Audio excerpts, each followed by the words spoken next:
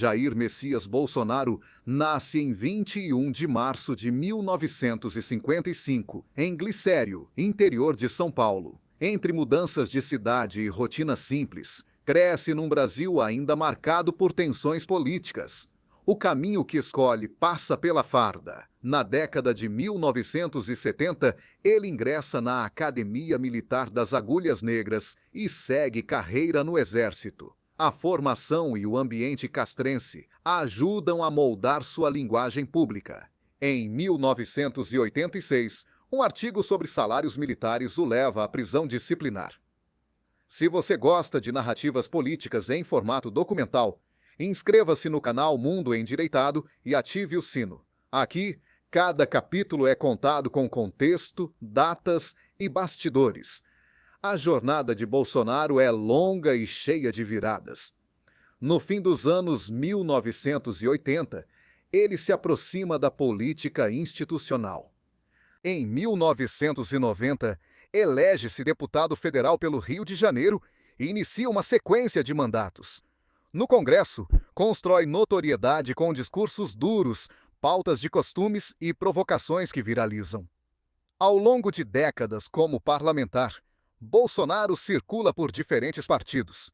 A imagem pública alterna entre defensor de militares, crítico do sistema e figura combativa em entrevistas. Admiradores o veem como voz direta. Críticos apontam choques constantes e declarações controversas. Nos anos 2010, o ambiente político brasileiro se acelera. Protestos, crise econômica e descrédito institucional ampliam espaço para outsiders. Bolsonaro, já conhecido em nichos, ganha alcance nacional com redes sociais e recortes de TV. O sobrenome passa a virar movimento. Em 2018, ele se lança com força à presidência. Durante a campanha, sofre um atentado à faca, episódio que muda sua agenda e transforma sua recuperação em símbolo de mobilização. A eleição se aproxima em clima polarizado e de alta tensão. Ainda em 2018, Bolsonaro vence e prepara a transição. A equipe anuncia prioridades como segurança pública, mudanças econômicas e combate à corrupção. A retórica de ruptura se mistura com alianças tradicionais. O Brasil entra em 2019 com expectativas opostas, conforme o eleitorado.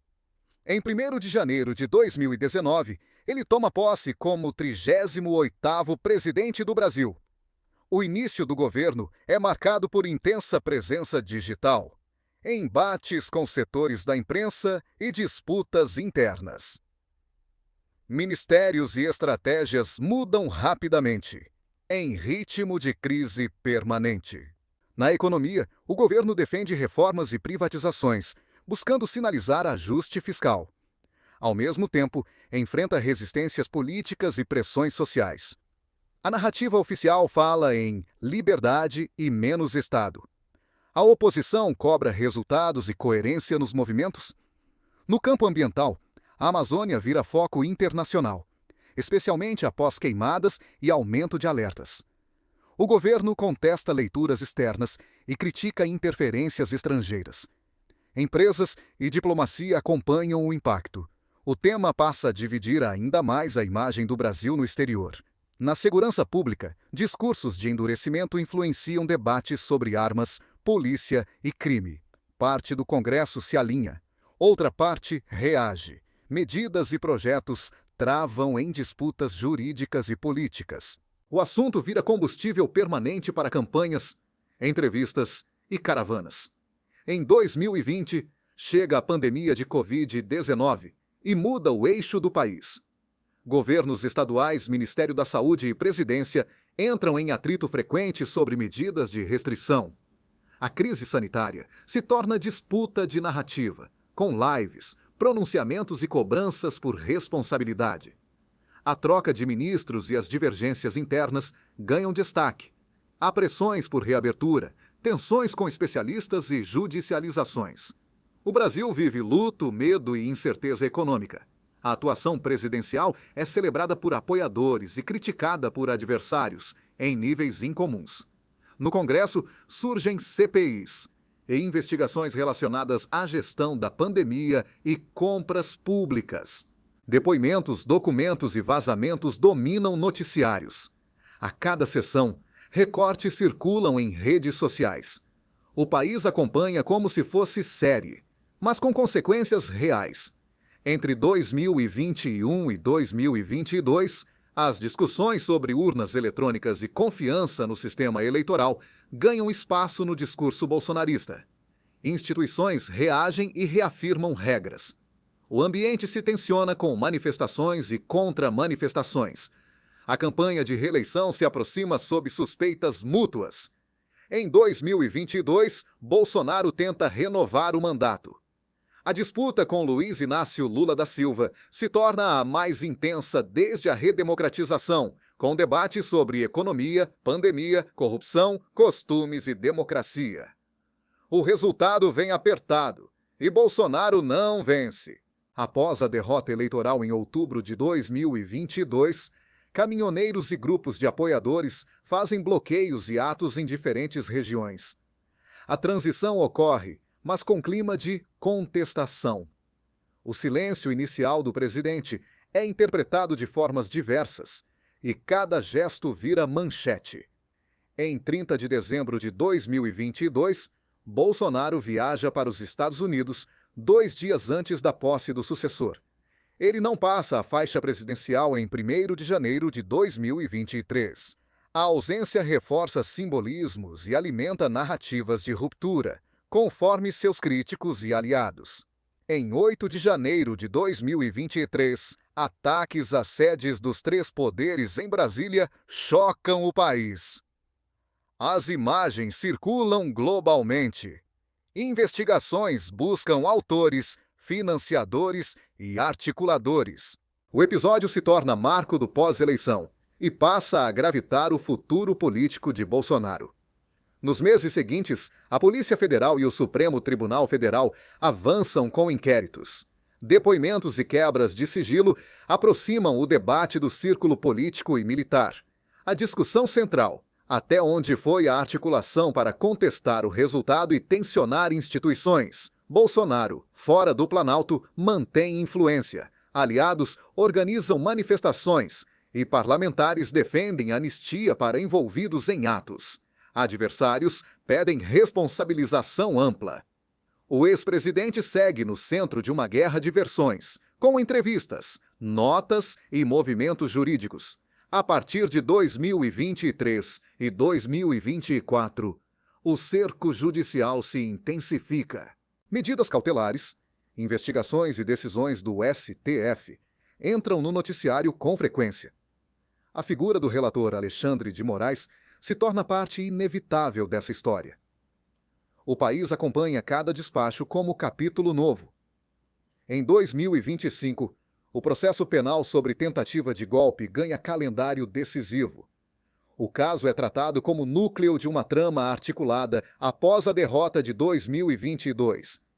As defesas contestam teses e a acusação sustenta coordenação. A narrativa jurídica vira pauta nacional diária. Em 4 de agosto de 2025, Alexandre de Moraes determina prisão domiciliar de Bolsonaro por descumprimento de medidas cautelares, com restrições adicionais. O episódio aumenta o clima de tensão política. Apoiadores denunciam perseguição. Críticos falam em consequência legal. Com tornozeleira e limites de comunicação, o ex-presidente passa a viver sob regras rígidas. Cada aparição, visita ou declaração é analisada. O país se divide entre quem vê excesso e quem vê necessidade. A rotina privada vira assunto público, com detalhes e especulações. Em setembro de 2025, chega o veredito. A primeira turma do STF condena Bolsonaro a 27 anos e 3 meses de prisão em regime inicial fechado por tentativa de golpe de Estado e outros crimes. A decisão provoca reações imediatas nas ruas e nas redes. O julgamento descreve o uso de estruturas e influência política no período pós-eleição. Votos, fundamentos e divergências são debatidos por juristas e comentaristas. A defesa contesta e busca recursos. Para muitos, a condenação marca um divisor histórico. Para outros, é prova de radicalização institucional. Em novembro de 2025, o STF mantém a condenação e discute recursos remanescentes. O processo se aproxima do trânsito em julgado, quando não há mais possibilidade de recorrer. A tensão aumenta. Apoiadores fazem vigílias, opositores cobram execução imediata. Brasília volta ao centro do país. Em 22 de novembro de 2025, Moraes decreta prisão preventiva de Bolsonaro, citando risco de fuga e elementos ligados à tornozeleira eletrônica. A notícia corre rápido, em tempo real. Carreatas, pronunciamentos e manifestos se multiplicam. O Brasil, outra vez, para diante do noticiário. 2 dias depois, em 24 de novembro de 2025, a Corte mantém a prisão após debate sobre violação do monitoramento. O episódio reforça a disputa sobre legalidade e proporcionalidade. Em paralelo, cresce a pressão política por anistia. As ruas mostram apoio e repúdio simultaneamente. Em 25 de novembro de 2025, o STF declara o trânsito em julgado da ação penal e abre caminho para a execução definitiva da pena. A linguagem burocrática produz efeito dramático, fim de recursos, início de cumprimento.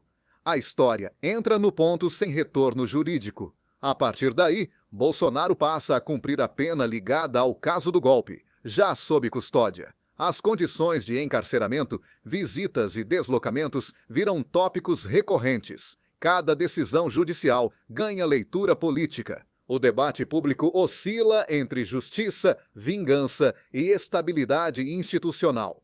Em dezembro de 2025, questões de saúde ganham espaço, com cirurgias e autorizações judiciais para tratamento. O tema muda o tom das discussões, sem interromper a disputa política ao redor. A imagem do ex-presidente alterna entre fragilidade e resistência, conforme narrativas concorrentes. Enquanto isso, aliados tentam reorganizar o campo conservador, mirando 2026. Discursos falam em libertação, injustiça e restauração, enquanto adversários defendem a firmeza das instituições. A prisão não encerra o bolsonarismo. Ela reconfigura o movimento em novos símbolos. Em janeiro de 2026, uma decisão do STF determina a transferência de Bolsonaro para uma unidade da PM do Distrito Federal, no complexo penitenciário da Papuda. O local passa a ser descrito como cenário central. Logística, segurança e protocolos ganham atenção pública contínua. A mudança de unidade reforça o caráter institucional do episódio. Há notas oficiais, pedidos de advogados e debates sobre prerrogativas e segurança. Para parte do público, é detalhe administrativo. Para outra, é sinal de tratamento diferenciado ou necessário. A interpretação varia conforme o lado. O roteiro político brasileiro, já acostumado a reviravoltas, inclui agora a figura de um ex-presidente condenado e preso por crimes contra o Estado Democrático. Comparações históricas surgem, embora cada caso tenha peculiaridades. O país debate até que ponto a democracia se defende no judiciário. No Congresso, propostas que podem reduzir penas ou alterar regras processuais entram na pauta, impulsionadas por bancadas alinhadas ao bolsonarismo.